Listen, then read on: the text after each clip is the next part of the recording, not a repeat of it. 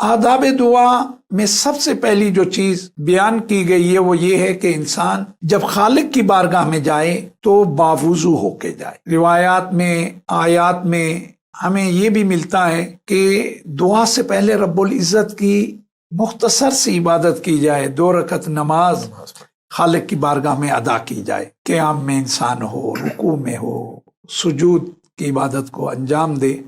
اللہ رب العزت کو یہ ادب پسند ہے، خالق پسند کرتا ہے کہ میرا بندہ جو آیا ہے لا ابالی نہیں ہے، اسے معلوم ہے کس کی بارگاہ میں آیا ہے۔ کیونکہ آپ دیکھیں ہم کسی بھی شخصیت کے ہاں جاتے ہیں نا تو ہمارا انداز بدل جاتا ہے عام افراد کی نسبت، تو اپنے خالق و مالک کی بارگاہ میں تو وہاں جو انداز ہونا چاہیے وہ ہو نہیں سکتا، لیکن کوشش کرنی چاہیے باوضو جائے انسان، 2 رکعت نماز ادا کرے۔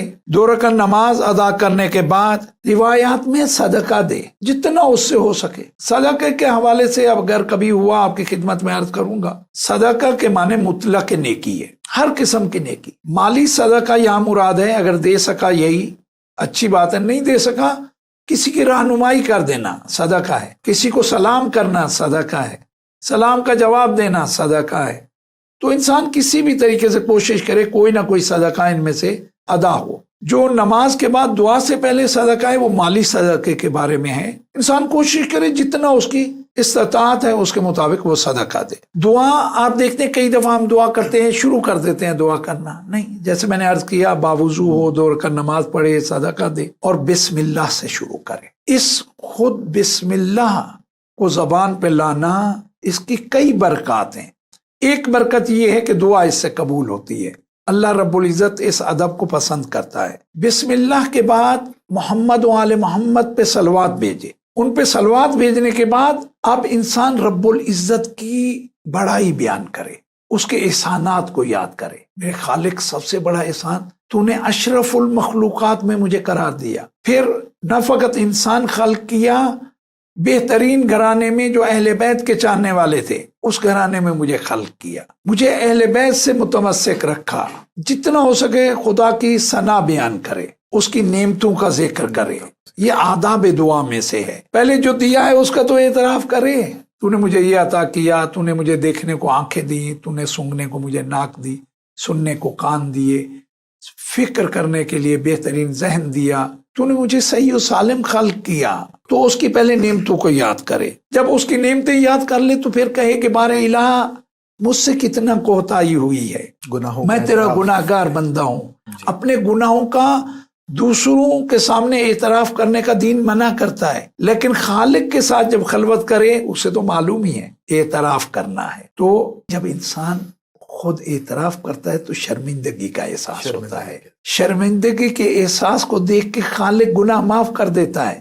روایت میں رسول اللہ فرماتے ہیں الندم توبۃ، خود شرمندہ ہونا توبہ ہے۔ تو اللہ ہمارے لیے رائے، اور جب اپنے گناہوں کا اعتراف کر لے پھر ان گناہوں کی معافی طلب کرے، بار الہ یہ ہوا، میرا گناہ بہت بڑا ہے کیونکہ تیری بارگاہ میں انجام پایا، لیکن تیری رحمت اس سے کہیں زیادہ ہے، تو اس سے میں امیدوار ہوں، تیرا بندہ ہوں، تیرے در کے علاوہ میرے پاس کچھ نہیں۔ اب جب یہ توبہ کر رہا ہے تو اہل بیت سے توسل کرے، رب العزت کو ان ذوات مقدسہ کا واسطہ دے، بہر اللہ ان کے صدقے میں یہ تیرے محبوب بندے ہیں، میں تجھے ان کا واسطہ دیتا ہوں، تو نے ہی کہا ہے کہ تو ان کے واسطے کو پسند کرتا ہے۔ وَابْتَغُوا عَلَيْهِ الْوَسِيلَةَ، تو نے کہا ہے کہ وسیلے کے ساتھ آؤ، اور اس کائنات میں ان سے بہتر وسیلہ نہیں۔ تو آداب میں یہ چیزیں انسان ملحوظ خاطر رکھے، پھر استغفار کرے، استغفار کے بعد تضرع و رقت سے ہو، معلوم ہو واقعاً جو کیا ہے اس پہ نادم ہو،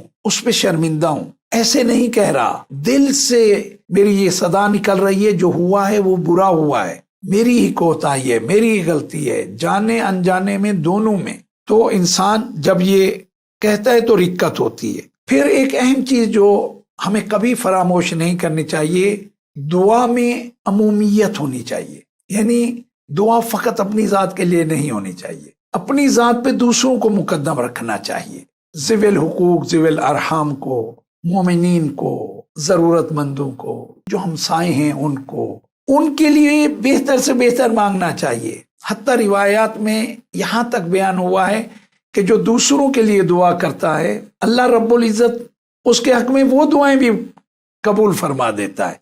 جو دوسرے کے لیے مانگا وہ بھی عطا کرتا ہے, جو اپنے لیے مانگتا ہے وہ بھی ملتا ہے. آپ نے یقیناً, ہم بچپن سے ہم پہ احسان ہے پاک پروردگار کا, ہم مجالس میں شرکت کرتے ہیں, فرش عزا پہ بیٹھتے ہیں, محافل میں ہوتے ہیں.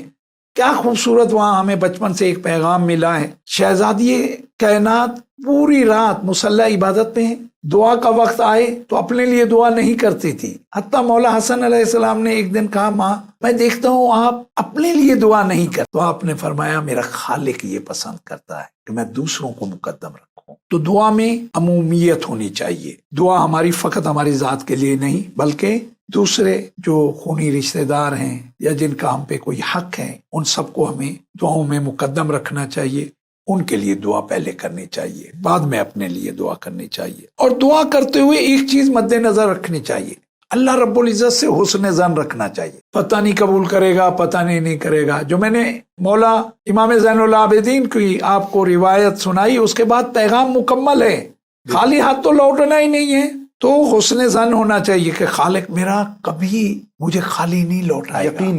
یقین کے ساتھ اس منزل پہ ہونا چاہیے. کیونکہ اگر حسن ظن نہیں رکھو گے خالق کے بارے میں تو پھر بہت مشکلات ہیں. حتیٰ آپ نے وہ واقعہ سنا ہوگا کہ روز قیامت حساب ہو چکا, ایک کہا گیا کہ اسے جہنم کی طرف روانہ کرو. وہ جا رہا تھا, بار بار پلٹ کے دیکھے. فرشتوں نے کہا آپ کیا دیکھتا ہے بھائی؟ ہو گیا تیرا حساب, لے جانے کا حکم آ گیا. کہنے کا سنا یہ تھا کہ خالق بہت مہربان ہے, بہت کریم ہے, بہت معاف کرنے والا ہے, مجھے اب بھی امید ہے. کہتے ہیں اللہ رب العزت نے کہا کہ میرے اس بندے کو بہشت کی طرف لے جاؤ, یہ مجھ سے حسن ظن رکھتا ہے. تو وہ یقین, حسن ظن, یہ چیزیں ہونی چاہیے.